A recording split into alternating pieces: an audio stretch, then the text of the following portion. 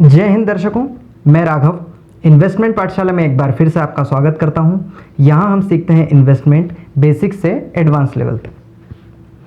आज के एपिसोड में हम एक बहुत ही बेहतरीन टैक्स सेविंग स्ट्रेटजी के बारे में जानेंगे, जिसे हम कहते हैं टैक्स हार्वेस्टिंग। और हम ये जानेंगे कि म्यूचुअल फंड्स के थ्रू आप टैक्स हार्वेस्टिंग कैसे कर सकते हैं और इस टैक्स हार्वेस्टिंग के थ्रू अपना बहुत सारा इनकम टैक्स आप कैसे बचा सकते हैं। तो शुरुआत करने से पहले दो टर्म्स हम जानेंगे टैक्स हार्वेस्टिंग के पहले, क्योंकि टैक्स हार्वेस्टिंग को समझने के पहले इन दो टर्म्स को हमको जानना बहुत ज़रूरी है। पहली टर्म है LTCG और दूसरी टर्म है STCG। LTCG का फुल फॉर्म है लॉन्ग टर्म कैपिटल गेन। ये क्या होता है, आइए जानते हैं। तो जब भी आप शेयर बाज़ार में निवेश करते हैं या म्यूचुअल फंड में निवेश करते हैं, तब अगर आप कोई शेयर खरीदते हैं या म्यूचुअल फंड्स की यूनिट खरीदते हैं और एक साल तक, मतलब 365 दिन से ज़्यादा समय तक अगर आप उस इन्वेस्टमेंट को अपने पास रखते हैं, बेचते नहीं हैं, होल्ड करके रखते हैं। उदाहरण के लिए आपने कोई शेयर खरीदा है या कोई म्यूचुअल फंड खरीदा है और एक साल से ज़्यादा समय तक, एक साल से भले ही एक दिन ज़्यादा तक आपने उसे होल्ड करके रखा, उसे बेचा नहीं, और उसके बाद आपने बेचा, तो जो कमाई आपकी हुई उस कमाई को हम कहते हैं LTCG या लॉन्ग टर्म कैपिटल गेन। तो उदाहरण के लिए अगर आपने 10 लाख रुपए लगाए हैं एक साल से ज़्यादा समय के लिए, या तो शेयर बाज़ार में या म्यूचुअल फंड में, और एक साल के बाद वो पैसा बढ़ के हो गया 11 लाख, या ऑल द बेस्ट मैं कहते हुए कहूँगा कि 12 लाख, तो जो 2 लाख रुपए का आपको प्रॉफिट हुआ, इस प्रॉफिट को हम कहते हैं LTCG, long term capital gain. अब ये जो लॉन्ग टर्म कैपिटल गेन जो कि आपको शेयर बाज़ार के माध्यम से मिला है, इस पर आपको टैक्स देना होता है। टैक्स कितना देना होता है? तो अगर आपने 2 लाख रुपए कमाए हैं तो 1 लाख रुपए तक की तो LTCG में छूट प्रदान है। मतलब अगर आपने मैक्सिमम 1 लाख रुपए तक कमाए हैं तो आपको कोई भी टैक्स नहीं देना है। लेकिन जितना भी पैसा आपने 1 लाख रुपए के ऊपर कमाया है उस पर आपको लॉन्ग टर्म कैपिटल गेन देना है। कितना देना है? 10%। अब हमारे उदाहरण में आपने 2 लाख रुपए कमाए थे एक साल से ऊपर निवेश को होल्ड करके, तो 2 लाख रुपए जब आपने कमाए तो 1 लाख रुपए तक तो आपको कुछ नहीं देना, बचे 1 लाख, इस पर आपको 10% यानी कि 10,000 रुपये इनकम टैक्स देना होगा। इसी प्रकार से अगर आपने 1.5 लाख रुपए कमाए तो 1 लाख तक तो आपको कुछ नहीं देना, और बचे 50,000 पर आपको LTCG टैक्स देना है जो कि 10% होगा। 50,000 का 10% यानी कि 5,000 रुपये आपको टैक्स देना है। अब यहाँ पर समझने लायक बात यह है कि आप कितना भी बड़ा अमाउंट कमाएं आपको 10% ही देना है। मतलब भले ही आपने 1 करोड़ रुपए कमाए हैं तो 1 लाख रुपए तक तो आपको कुछ नहीं देना, 99 लाख के आपको 10% के हिसाब से टैक्स देना है।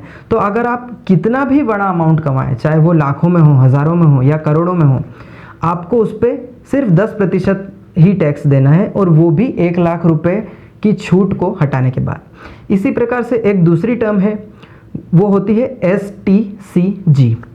इसका मतलब होता है शॉर्ट टर्म कैपिटल गेन।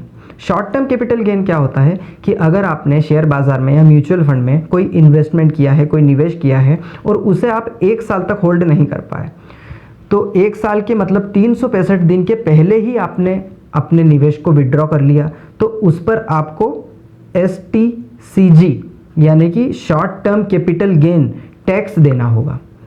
अब यहाँ पर आपको कोई छूट नहीं मिलती। मतलब अगर आपने 365 दिन के अंदर 1 साल तक आपने निवेश को होल्ड नहीं किया और आपने 1 लाख रुपए से कम भी कमाए हैं तो भी आपको STCG टैक्स देना है। और कितना देना है?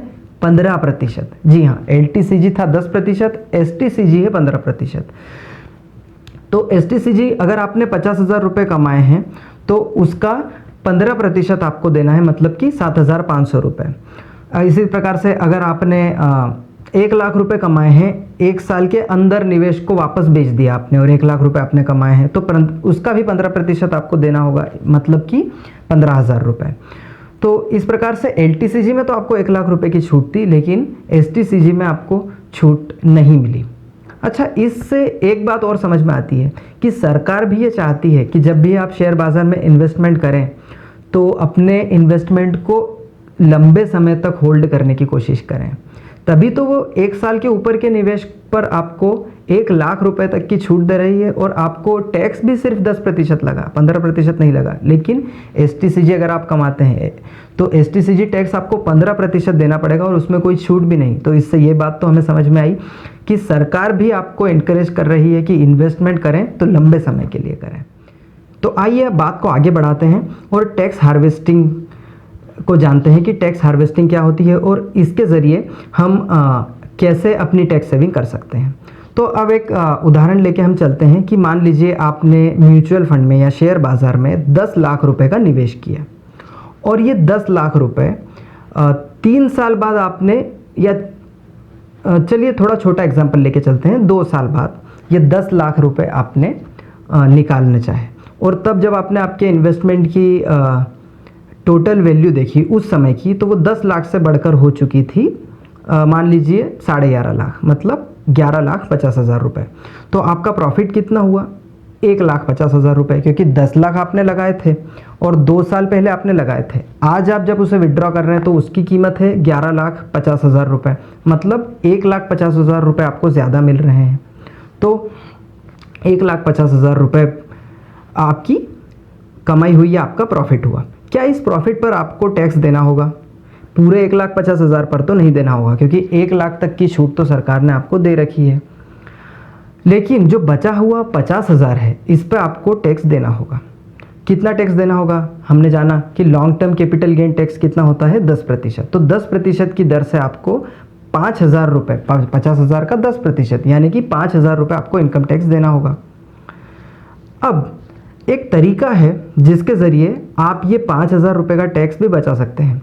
अब ये चूंकि हमने एक छोटा सा एग्जांपल लिया है, इसलिए अभी आपको टैक्स सिर्फ 5,000 लग रहा है। लेकिन ये मानिए कि अगर आप अपना इन्वेस्टमेंट 20 साल बाद निकालते और तब उसकी वैल्यू मान लीजिए कि 40 या 50 लाख रुपए रहती, तब कैलकुलेट कीजिए कि आपको कितना ज़्यादा टैक्स देना होता। लेकिन अब जो तरीका हम समझने जा रहे हैं, इसके ज़रिए आप अपने इस टैक्स को बचा सकते हैं। आइए जानते हैं कैसे। तो सबसे पहले आप क्या कीजिए, फिर से हम वही एग्जांपल लेते हैं कि 10 लाख का आपने इन्वेस्टमेंट किया और आप उसे 2 साल बाद निकालने वाले हैं, जैसा कि हमने अभी एग्जांपल में समझा।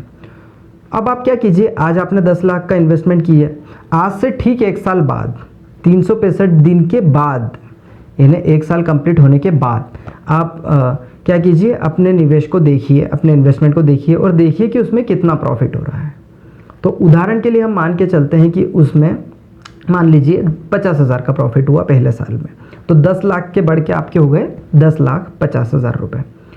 तो आप क्या कीजिए, 1 साल तो आपका निवेश को हो ही चुका है, मतलब अगर आप आज पैसा निकालते हैं तो आपको उस पर STCG नहीं लगेगा, LTCG लगेगा, जो कि कम होता है और जिसमें छूट भी मिलती है, जो कि 10% होता है। तो आप क्या कीजिए, इस 10,50,000 रुपये को विड्रॉ कर लीजिए और फिर से इन्वेस्ट कर दीजिए। अब जब आपने विड्रॉ किया तो आपका प्रॉफिट कितना हुआ? 50,000 रुपये। आपने पिछला साल 10 लाख रुपए लगाए थे और इस साल वो 10,50,000 हो गए, तो 50,000 आपका शुद्ध मुनाफा यानी कि प्रॉफिट हुआ।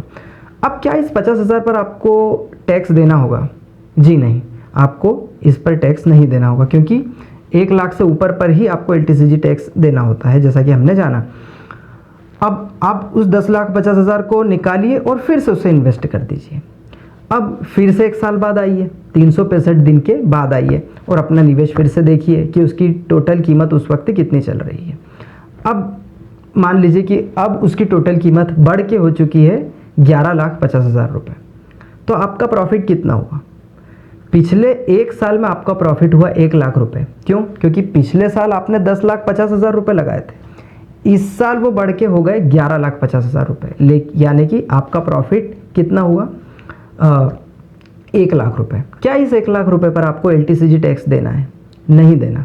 क्यों? क्योंकि 1 लाख रुपये तक की प्रॉफिट पर तो LTCG टैक्स लगता ही नहीं है। तो इस प्रकार से जब हमने सिनारियो 1 देखा था, वहाँ पर आपको 5,000 रुपये टैक्स के लग रहे थे, लेकिन सिनारियो 2 में आपको 1 रुपये भी टैक्स के लिए नहीं देना है। और इसके लिए क्या आपको कोई मेहनत करनी पड़ी? बहुत थोड़ी सी मेहनत आपको करना पड़ी कि बस आपको एक दिन अपना इन्वेस्टमेंट निकाल कर और उसे री इन्वेस्ट करना पड़ा। हो सकता है अगर आपने शेयर्स खरीदे हों और उनमें अगर आप ये स्ट्रेटजी अप्लाई करें तो थोड़ा सा शायद आपको ट्रांजैक्शन चार्ज लग जाए, लेकिन वो भी इतना ज़्यादा नहीं होगा, 5,000 रुपये जितना ज़्यादा तो नहीं होगा, वो बहुत ही छोटा सा अमाउंट रहेगा कंपैरेटिवली। तो आपने थोड़ी सी मेहनत करके 1 मिनट में सेल करके और वापस से बाय करके 5,000 रुपये की टैक्स सेविंग कर ली। अब चूंकि एग्जाम्पल छोटा था तो 5,000 रुपये थे, लेकिन जब आप लंबे समय के लिए निवेश करते हैं, 20 साल के लिए, 30 साल के लिए, तो हर साल इस स्कीम को लगाने की पूरी कोशिश कीजिए, क्योंकि लंबे समय में आपको एक बहुत बड़ा टैक्स LTCG के माध्यम से लग सकता है। लेकिन अगर आप टैक्स हार्वेस्टिंग करेंगे, आप इस स्ट्रेटजी को फॉलो करेंगे, तो वो टैक्स भी शायद आपको ना देना पड़े या हो सकता है बहुत कम देना पड़े कंपैरेटिवली। तो ये वीडियो आपको कैसा लगा? अगर आपने इस वीडियो को पसंद किया है तो लाइक बटन को दबाइए, कमेंट कीजिए। अगर आपका कोई क्वेश्चन है इन्वेस्टमेंट से रिलेटेड या टैक्स हार्वेस्टिंग से रिलेटेड तो उसे कमेंट में ज़रूर बताइए।